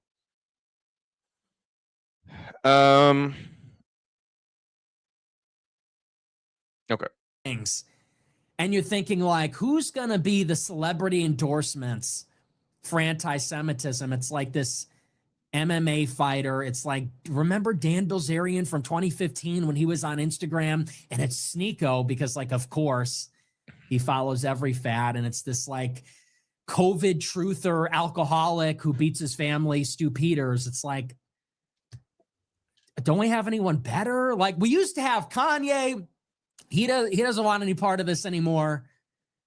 It's like, I don't know, guys. I think, I think it's time to pack it up. Hashem, can we get that guy to wrap the tefillin? Is he still there? Is he still in Chicago? Did he catch his flight yet? I think, do we have any time for a last minute tefillin wrapping, please? So yeah, they're calling me Jewish, and it's like, damn, I wish. We're stuck on this side. We're stuck on the wrong side. Stuck on the wrong side of creation, on the wrong side of God's promise. No, but I'm just kidding a little bit. We're just having fun with it a little bit. Yeah, just a little bit. Okay. Now, why did I show you these 3 videos? First of all, I do think Nick Fuentes is moving. He's wrapping it around in jokes, but he understands how stupid his side is, and he's capable of making cogent political analyses. I know some very intelligent people, unfortunately, that are fans of Fuentes. They didn't follow him quite as into not believing the Jews killed Charlie Kirk. They're like fans of Fuentes and like, oh, well, we're not anti-Semitic, except for like we sometimes disagree with him. Okay, so what do you disagree with him on? We do think Israel did assassinated Charlie Kirk. It's like, okay, sure. And you also happen to be a secessionist. Okay, secessionism, by the way, in Christianity is the belief that God's covenant with the Jewish people has God's eternal covenant with the Jewish people has been severed after Jesus came in to die with the express purpose of dying for our sins. Then he blamed the Jewish people for doing that, for causing that death. All Jewish people, because some of them opposed it, or like opposed Jesus, and he's punishing them for his own death that he orchestrated for the purpose of taking on the sins of humanity. I think that's the charitable interpretation way to talk about secessionism. Yeah. So now my guest did just arrive. So I'll add him on stage. Hello. Wait one sec. Let me just make sure that everything works. Okay, so actually, I'll take you off the screen for a second while you make sure everything is fine, and I'll start talking about what I want to talk about. Here's the bigger problem. Nick Fuentes is a symptom. Andrew Tate is a symptom. Clavicular, who also came to Israel recently, is a symptom. Clavicular is a streamer who's into looks maxing, and he's going to vote for Gavin Newsom over, for example, the example was JD Vance, because Gavin Newsom is more of a Chad. So there is a problem with young men in the West. That problem is, and I've mentioned this before, they have been taught that their existence is a sin. They have an original sin of being male and white for the white ones among them, but I don't think it's just the white ones. And society has shunned them and didn't give them any opportunities, and then blamed them for having privilege, even though they're the least likely to get any kind of job at the moment. Like, I know several men in America who are explicitly told, listen, we'd like to hire you, but you're a white man, so we can't hire you. We need to hire other groups. So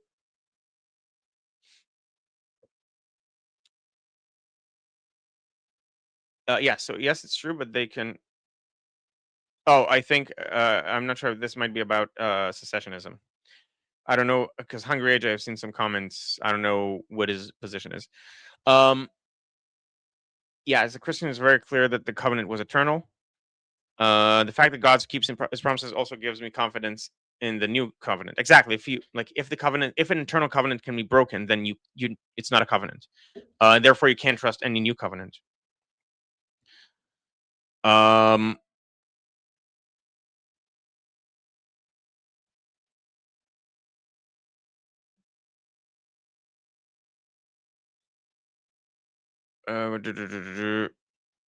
Okay.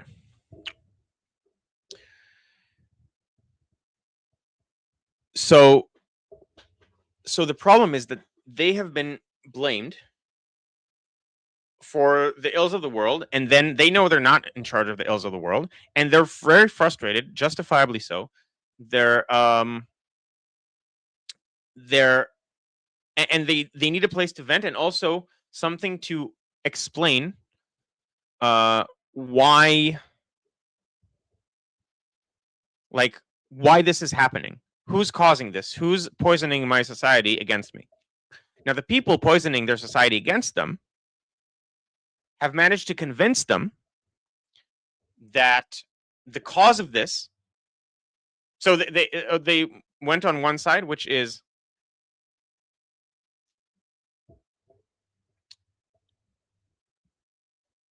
so they're upset about it and become worse human beings. Yes, but I can understand that. If the whole world is against you, you tend to become bitter, and I think that's understandable.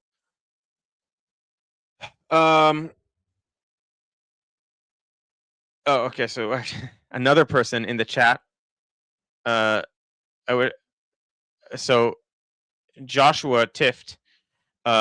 This happens almost every stream. That's why I always plug it. I wish to convert. I learned to read and write Hebrew.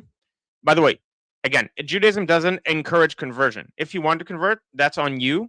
There are like hoops you have to go through. We don't need you to convert. You. It's not.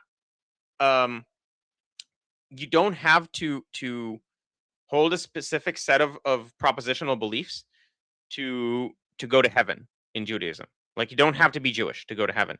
You can be anything as long as you follow the Noahide laws, which are essentially just be decent. Holy shit! Like don't kill, don't stuff like that.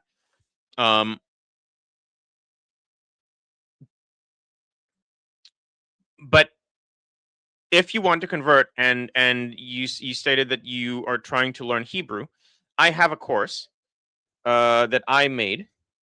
I put it in the chat. It's also in the description. It's called Heblio. The lion motif existed before I got interested in Iran. But it's highly curated. I have like 10 years of experience teaching Hebrew, like almost 10 years, and I've learned a lot as a result of what works, what doesn't. Also, I'm a cognitive scientist, so I know the science of learning, and I packaged the course because a good product didn't exist, so I just created it myself.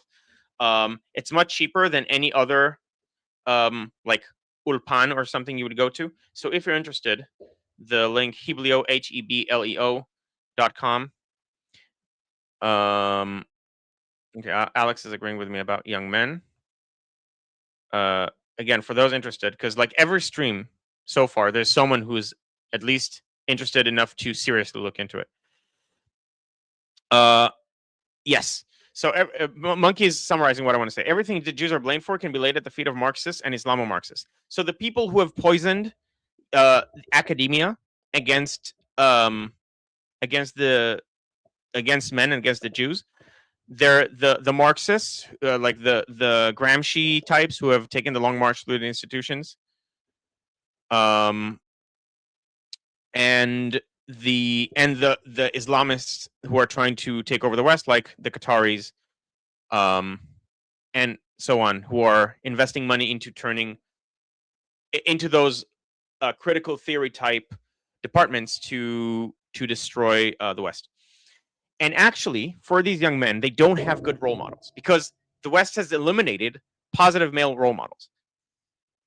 Israel has not, because Israel has not been taken over by this, because Israel has a strong identity that Israel is like the only population that isn't feeling guilt for World War II. And as a result of that guilt, a lot of masculine traits have been eliminated. But because Jews were the victims, it didn't happen in the Jews. That's one of the reasons. Many reasons. Yeah. So Joshua is saying, I'm not doing it to go to heaven. I'm doing it because it feels right. I feel it's right. Yeah. I just wanted to, like, I think it's important that people understand that Jews are not trying to convert you. You don't need to be anything other than you are. Just be a good person. Okay. So someone's saying, just started with Heblio and loving it. Finished lesson 1. At some point, like afterwards, anyone who's doing it and would be able to. Oh, this is hilarious. They made him a mod. Give like a public review on like Trustpilot or on Reddit or something like that. I would highly appreciate it because I what I'm lacking now, the thing I'm most lacking is public reviews of the course. But many people are telling me it's really good. Is this Armin's channel? Yes. Safta Nechama. So I'm Israeli. I'm the Israeli settler who took over a corner of Liberty Politics. That's my angle, and I'm slowly taking over Liberty Politics. But I run the Israeli portion of Liberty Politics, and I do geopolitics from an Israeli perspective. Anyway, so excuse me. The thing is that Israel does have positive male role models. One, because a lot of people go into the army in Israel, and that matures you a lot.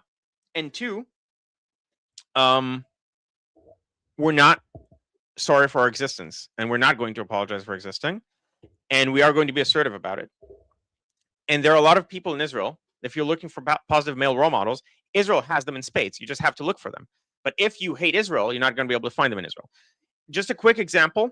So Nick Fuentes, one of his points of merit that, unironically, assuming it's not a cover like a beard for being gay, but if it's not, he's like actually waiting until marriage. He's a virgin for religious reasons, and I think the West could use that a little bit more. Like, it doesn't, don't want to go too far in the other direction, but I think y'all need Jesus, you know.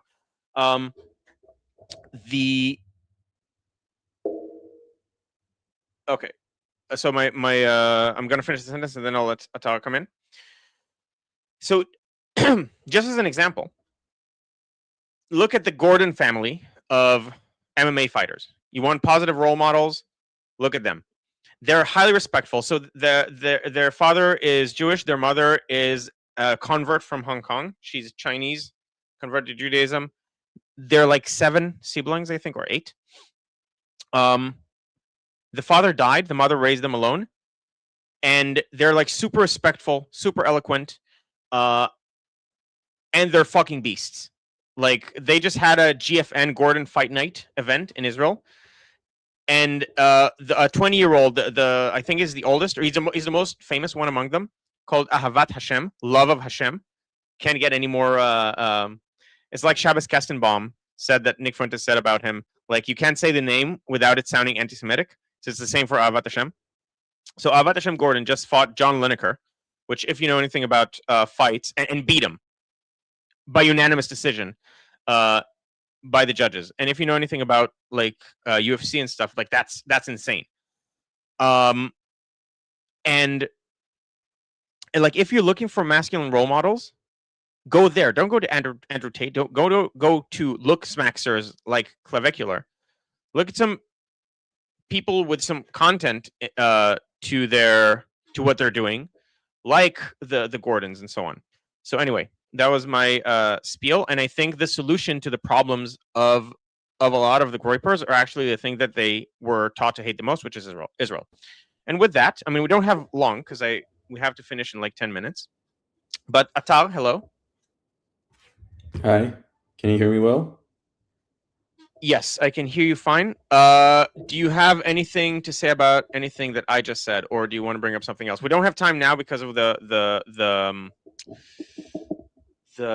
traffic that you dealt with, but I don't know if I'll stream tomorrow because the room might not be available. But if it is, then we can talk about what we plan to talk about, which was Eisenkot and so on. But if you have anything to say about Fuentes or about any of the other stuff I talked about, feel free to do so.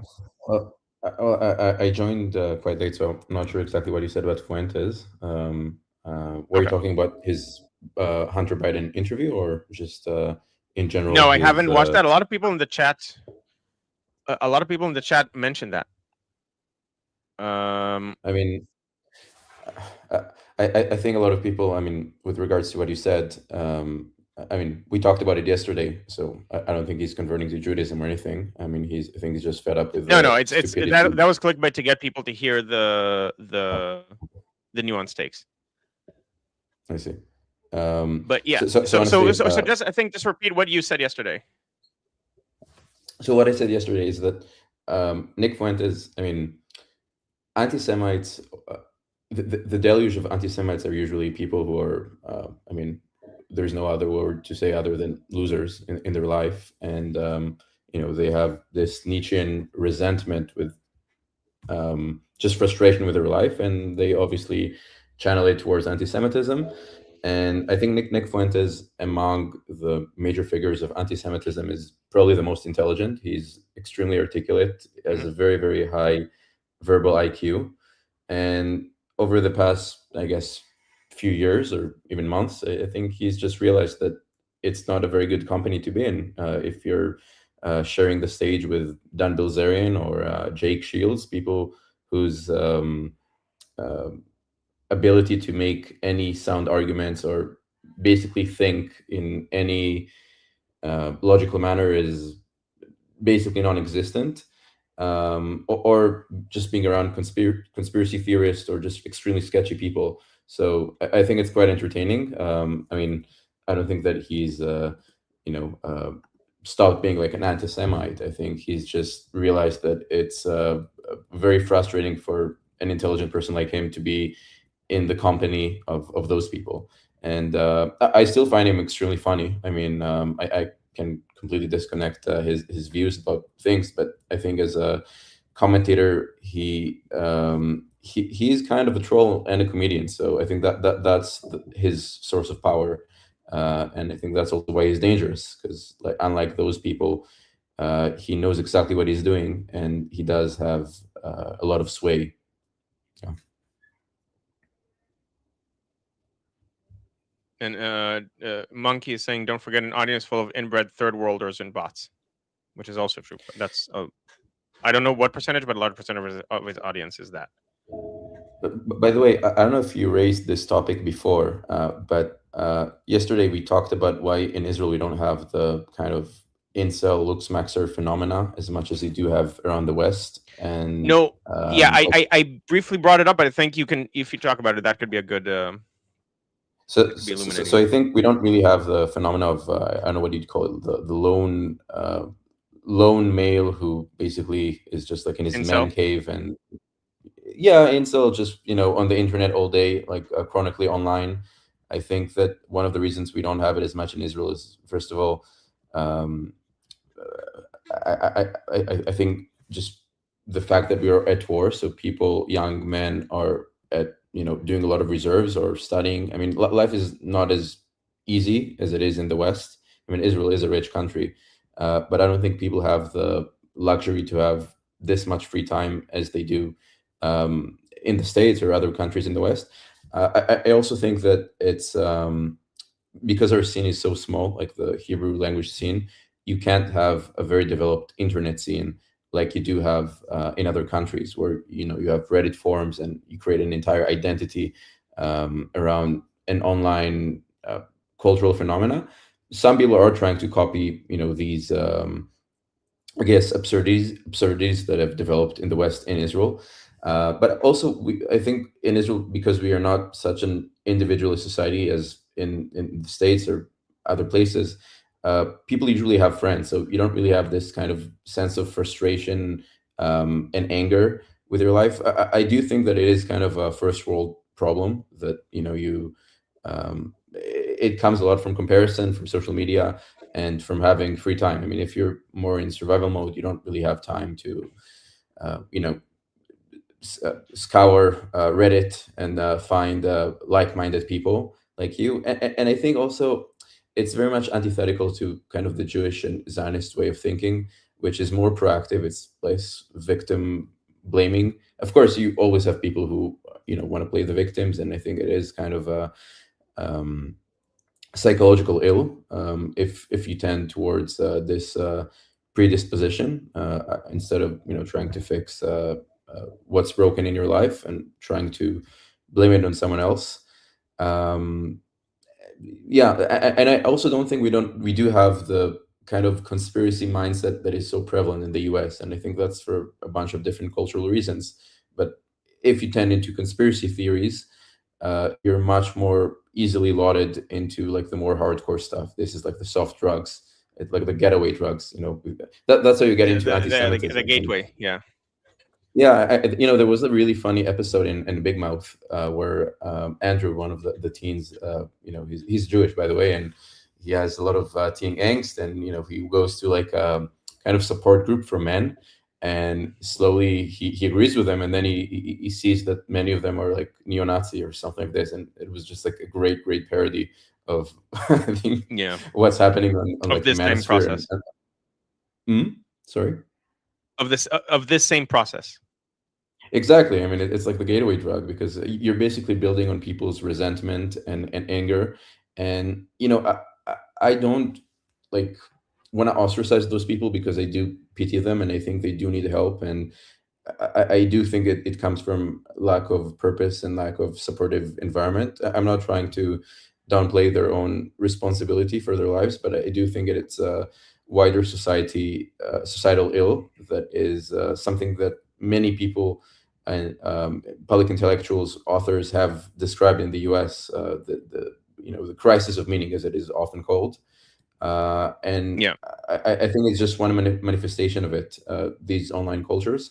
But it is a problem that must be addressed. I'm not even sure if it's something that you could address on like the state level, like the government can do anything. I think it's No, it's a cultural thing. no, I do think it's a cultural thing, but I'm just like thinking out loud. I don't think like you could have like a government program to deal with it. I think it's one of those things I agree. that like happen in history. Like you could describe it, but I don't think that there is like a simple solution to it, or you could prescribe to people. I think if you give people better idea and hope, and you try to get people the positive self-help stuff instead of the toxic manosphere, which is playing to genuine, genuine grievances that do exist. But instead of making it like a positive, a positive role model, as you suggested before, of how can we emulate someone who takes their pain and utilizes it into something beneficial for them and the society, and does not turn it into hatred towards another group, in a way that gives people purpose. I think that's what you need to do, and I think that's why it's still the battle of ideas on the internet, and it's very important to Yep. strengthen the positive, the positive influencers again, and not give more power or credence to people like Clavicular, who I think are broken human beings in of themselves, and are causing a lot of damage to a lot of young men. Yep. Yeah, I agree. Okay, so a few things I'll connect to that, and then I'll have to go through some comments that I started, including a super chat, and then we'll have to go. But hopefully next time there won't be as much traffic, and we can hear you more, because I really appreciate your positions, and I think the viewers would appreciate them as well. So basically, I think the hyper individualism is part of the problem. Individualism is good when it's within a larger context. And by the way, the easiest way to get meaning in your life is to be part of something that you consider to be greater than yourself. That's like, as in one sentence, that's that's what the literature says. And I think it's indicative how that is the thing that has been lost. Like, people have been encouraged to be more and more isolated, and then you have less meaning, and then everything falls apart. Okay, so okay, I won't go into this one. Right. So someone asked earlier, may I ask what is goy? Goyish? I don't know what goyish is, but I assume it's goy or goyim. Because Fuentes said, sorry, I'm okay with being a thank you for Hashem, please take me. I don't want to be a goy anymore. Goy means nation or people. God said to Abraham, I will make you a great goy. I'll make you into a great nation. And it is also used by Jews to talk about non-Jews. Now, I mean, it's mostly in historical terms, but that's what that's literally what it means. And then sometimes when you look at things and you misinterpret things in the Talmud and so on, then you can get the feeling that Jews think that the goys, like the non-Jews, are lesser or something along those lines. Which, again, some do. I'm not going to say that literally no Jew holds this position. It's just a relatively fringe position. It's not a representative of mainstream Judaism. But that's what goy means. Next, okay, so Freedom to Gargamel is saying that, by the way, Gargamel was a Jewish caricature. It was very anti-Semitic. Once you see it, you can see it. Like in the Christmas episode, he has a menorah. The Talmud says that some people get punished by God after death and go through a process called karet, soul ripping, and it's all in theory. He completely butchered the thing. Yeah, so you're talking about having no souls. Yeah, again, it's a very warped reading of the topic. BS and all. Please explain what you mean by he said some things that are true. Okay, I don't have time to do it today. He being Nick. This was about Nick Fuentes. There are reasons, cultural and historical reasons, self-selection, stuff like that, why Jews ended up being reliably elites in meritocratic societies. I won't go into why, because I don't have time right now, but historically, like, and also in terms of Jewish culture, valuing intelligence and stuff like that, and being persecuted and having to survive that, there's like a pressure cooker to make Jews exceptional, like on average, and stuff like that. So there's like, you don't have to believe in God to see that there's something to it, and to explain why Jews are disproportionately parts of the elites, which Fuentes agrees with. They just say, oh, it's because they cheat. It's not because we cheat, it's for other reasons. And you don't have to be religious to understand those reasons. I might talk about it some other stream. If you're interested, then ask me and I'll talk in more depth about it next time. Boboism, thank you for the super chat. For a safer, free, and more Swedish Sweden. Amen. So Amberly wrote something, but I didn't understand what she said. There were many comments going on, and I couldn't put everything together. So I'm sorry, Amberly. I know you thought I was ignoring you. I wasn't. It was hard to follow. Joshua is asking, do they shut down the internet in Israel for Shabbat? That's what I was told. No, that's wrong. Yeah, I mean, religious people don't use the internet on Shabbat, but since not everyone is religious or Jewish in Israel, and since it's a state with equal rights for everyone, it would not make sense for these rules to apply to everyone. That's also why you can buy pork in certain places in Israel, because not everyone is against pork. Okay. Bobo, after 7 years in Israel, I hate the Israel deep state. Okay, that's a different topic. We can talk about it some other stream. In front of the government, we go to the army, dude. We're forced out of our parents' house, and it gives us a purpose and builds character. Yes, that's also one of the reasons Israelis are, on average, I think, more mature than people in their age, especially young adults, like in their 20s, precisely because of that. Okay, and I think that's it. All right, everyone, this is an order. Go watch Armin's stream with Monkey. Now it's on Liberty Politics. It's on the channel. If you're watching on Liberty Politics and you're not subscribed to my channel, but would like to hear more from me, this is my channel. I also have a podcast channel with Atal. If you're interested in hearing us talk together, we're gonna have to find time to do it, but we can put the link in the chat to that as well. So far, we've interviewed Armin, actually, and that was a very interesting conversation. If people are interested. Can you quickly find the channel? Do you want to? By the way, I see that YouTube removed it. Someone said it's hate speech. So, What's hate speech? I mean, yeah, I'm gonna have to deal with that. So, I don't know if I can give a link to it right now. Maybe in another stream. Oh, okay. But it being, I mean, I'm talking about our, like, above the noise. Yeah. They flagged it for some reason as like hate speech. What? That's crazy. We have one video up. It's interviewing Armin. Oh, that's insane. Okay. One sec. Anyway, so help us fight the system. Here's the link. Putting it in the chat. So far, we have precisely one video there. And apparently that video with Armin has been flagged for hate speech. This is insane. Okay, everyone, Armin has already started with Monkey, so go to their conversation. We're going to end it now.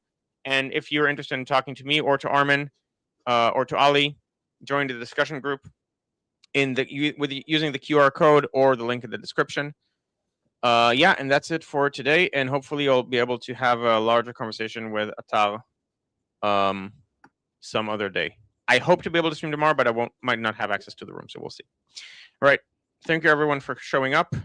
See you next time. Bye.